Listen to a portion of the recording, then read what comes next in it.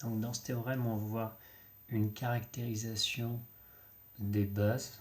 C'est-à-dire que par définition, une base, c'est censé être une famille libre et génératrice. Et ici, en fait, la condition de dimension va pouvoir permettre de substituer une des deux propriétés.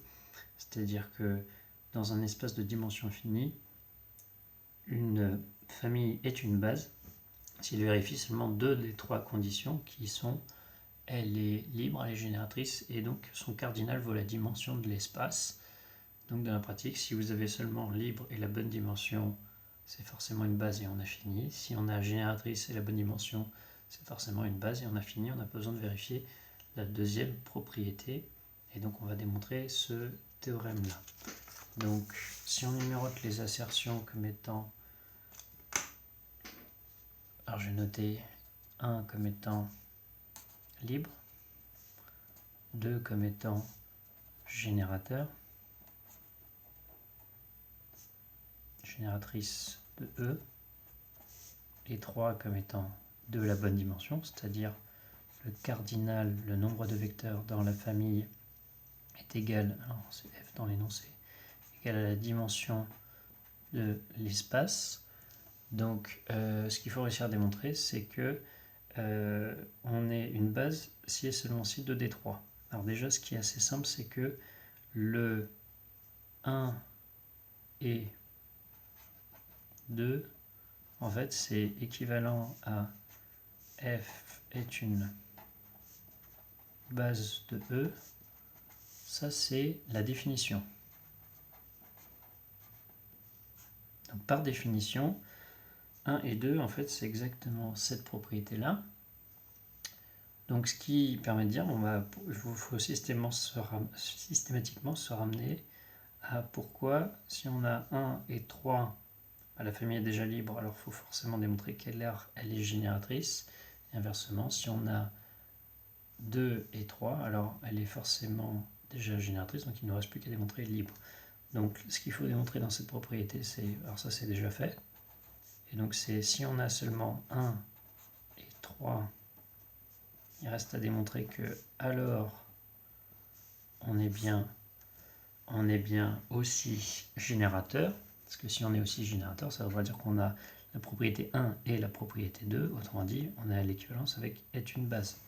Donc, il suffit de démontrer ça, et pareil, il faudra démontrer que 2 et 3 impliquent 1. Donc on va commencer par exemple par cette propriété-là, c'est-à-dire, il faut démontrer que la famille est génératrice.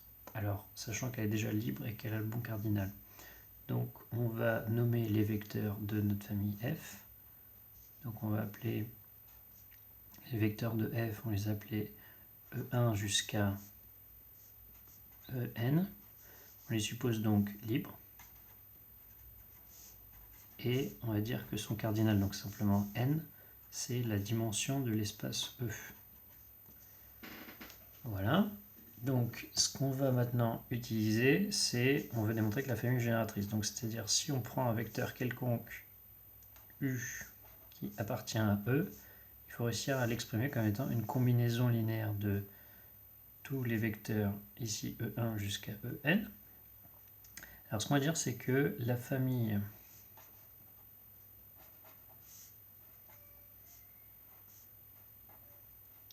celle-ci, c'est-à-dire F union U, eh ben, elle a n plus 1 vecteurs.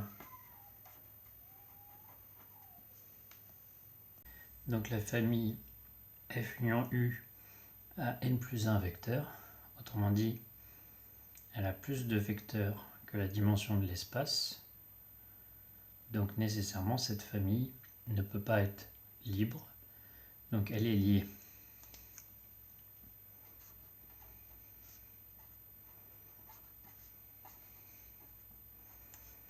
Donc étant donné qu'elle est liée, il existe une relation de liaison.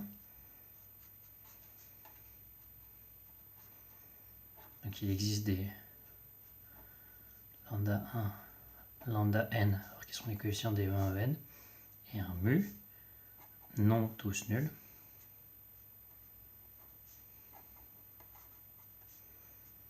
Tel que la combinaison linéaire égale 0, le vecteur nul. Et on va dire que nécessairement mu est lui non nul, car sinon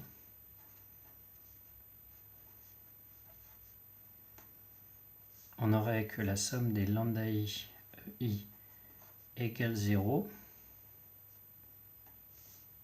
puis chacun des lambda i serait nécessairement nul. Ça c'est car la famille est déjà libre.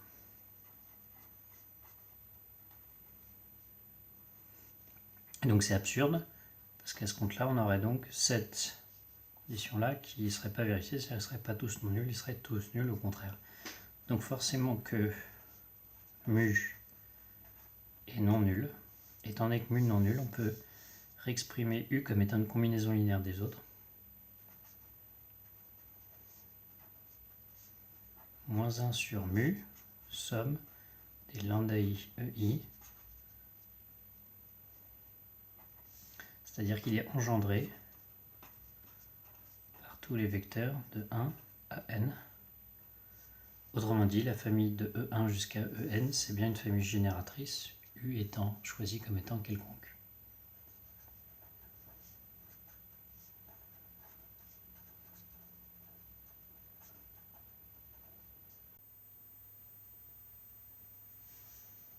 Donc désormais, on va supposer que la famille est génératrice et qu'elle a le bon nombre de vecteurs, c'est-à-dire n la dimension de E, et on va réussir à démontrer que la famille est libre. Alors pour le démontrer, on va essayer de faire plutôt par l'absurde. Donc par l'absurde, on suppose la famille liée. Si f est lié,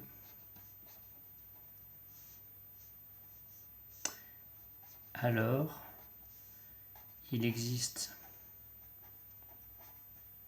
donc des scalaires lambda 1, lambda n non tous nuls,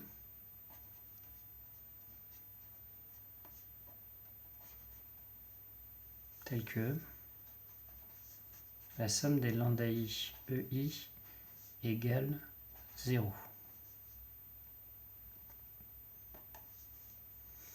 Alors, cette expression-là, non tous nuls, donc c'est-à-dire qu'il y en a un dans la famille au moins qui est non nul, on va dire qu'on peut supposer, quitte à renuméroter les vecteurs, on peut supposer que c'est lambda n qui est non nul.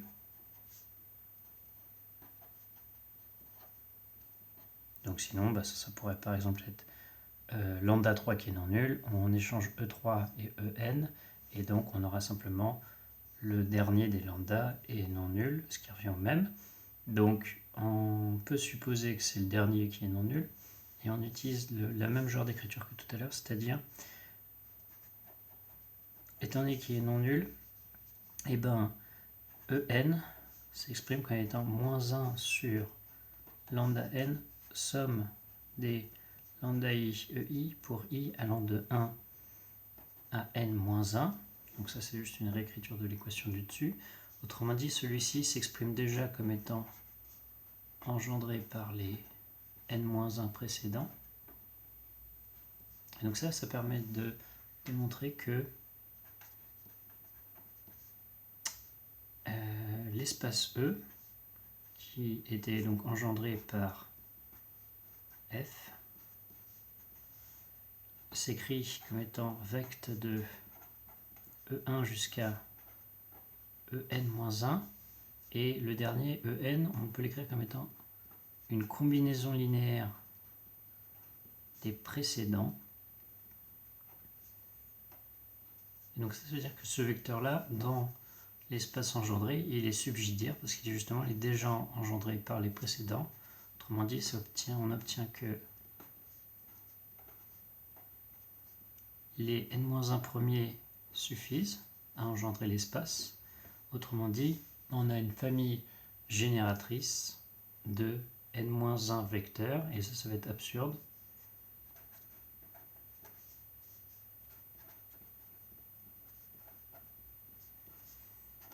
Engendre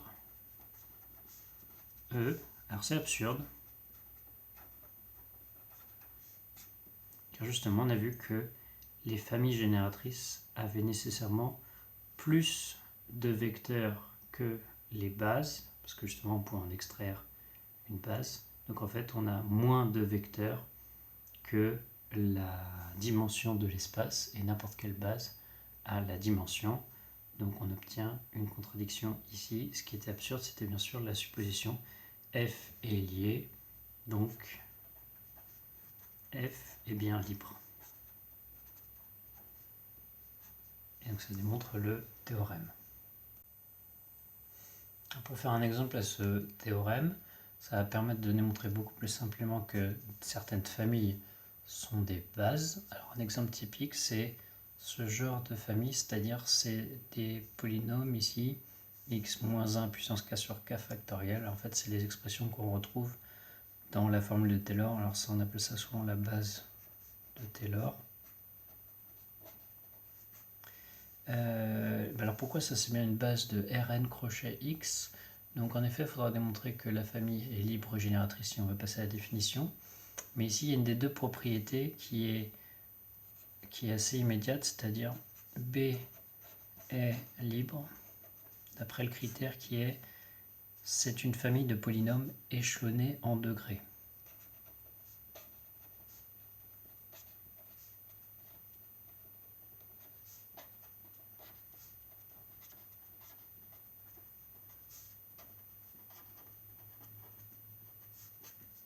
Comme c'est une famille de polynômes échelonnés en degrés, on a directement que la famille est bien libre, et la propriété donc est-ce que la famille est bien génératrice? Alors justement, pour essayer d'appliquer la formule de Taylor, ça nous donnera une formule assez compliquée mais qui marche. Ici, il y a un critère donc beaucoup plus simple qui est, il suffit de calculer le cardinal de B. Et donc le cardinal de B, c'est juste compter combien il y a de vecteurs.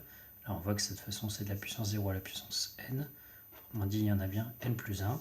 Et on sait, d'après le cours, que ça c'est bien la dimension par rapport à R de Rn crochet x.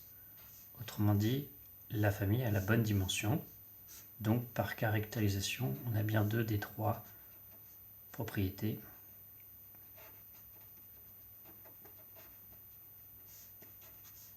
B est une base de Rn crochet x.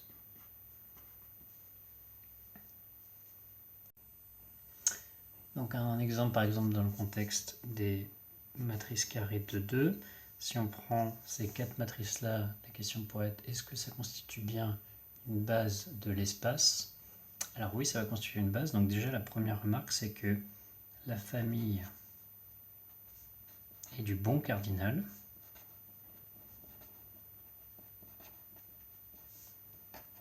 C'est-à-dire elle vérifie que son cardinal vaut 4, qui est bien 2 fois 2, la dimension de M2 de R, de ligne de colonne. Donc on a déjà une propriété, il nous reste à en démontrer une seconde. Alors ici on peut regarder plutôt le côté générateur. Alors en fait pour engendrer M2 de R, il suffit d'engendrer la base canonique.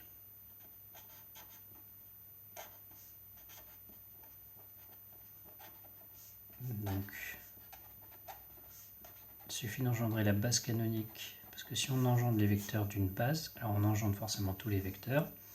Alors pourquoi on va bien engendrer les vecteurs de la base canonique? Alors, par exemple, on peut observer que cette matrice-là, on la retrouve un peu dans A1, un peu dans A2. Et si on a fait A1 plus A2, on tombe sur 2 fois. Donc finalement, le premier vecteur de la base canonique, c'est la moitié de A1 plus A2, autrement dit, il est bien engendré. Le deuxième vecteur de la base canonique, on le retrouve un peu dans les deux derniers. Donc si on ajoute les deux derniers,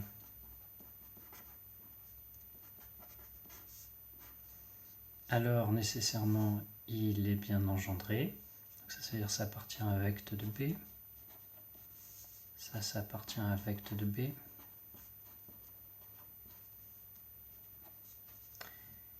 Et pour le troisième vecteur, on remarque que c'est, si on fait A3 moins A4, on obtient 2 fois. Pareil, c'est une combinaison linéaire de ces 4 vecteurs. Et le dernier vecteur de la base canonique, il s'écrit comme étant la moitié de A1 moins A2. Alors, il est également engendré. Donc ce qu'on va dire, c'est que, étant donné que tous les vecteurs de la base canonique sont engendrés par les vecteurs de B, alors en fait on a que n'importe quelle combinaison linéaire en ces vecteurs est encore engendrée, parce que la combinaison linéaire, 2 combinaisons linéaires restent des combinaisons linéaires.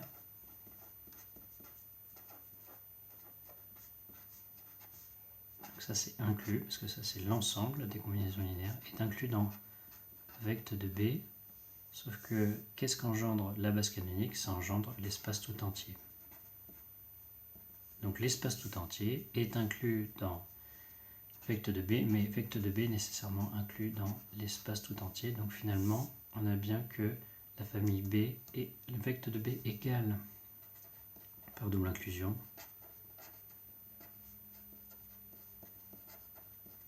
et la famille est génératrice, par définition.